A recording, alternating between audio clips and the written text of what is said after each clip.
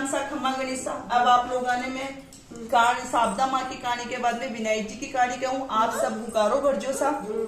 एक सास बहू थी। सास उसकी बहू को खाना नहीं देती थी।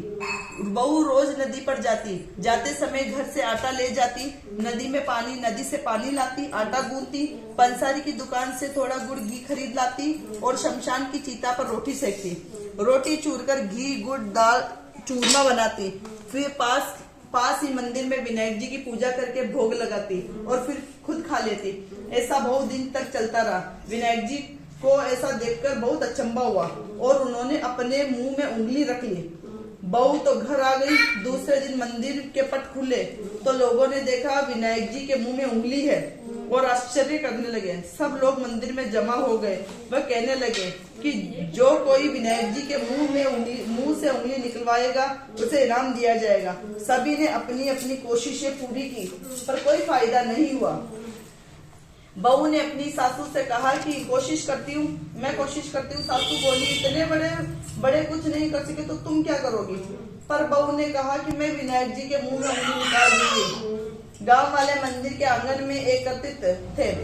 बहू आई, निज मंदिर में जाकर कपाट बंद कर दिए और विनायक जी से बोली, मैं मेरे घर से आटा लाती, नदी से पानी लाती, पंसारी से गुड़ घी लाती, चिता पर रोटी सेकती, इसमें आपको क्या आपत्ति हुई? आपको मुंह में उंगली हटानी पड़ेगी। विनायक जी सोचा, इतने पहले मुझे भोग लगाया, सच्चे मन से मुझे ध्याया है, इसकी बात तो माननी पड़ेगी और उंगली हटा ली।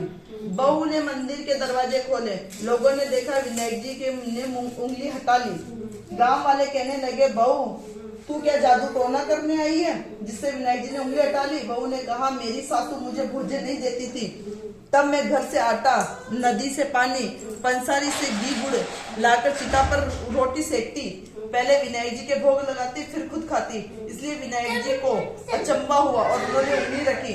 अब उंगली हटा दी। जैसा विनायक जी बहू से प्रसन्न हुए, उसका मान बढ़ाया, वैसे सभी पर कृपा रखे, सभी को आशीर्वाद अपना बनाए रखे। जय हो विनायक जी महाराज की। चैनल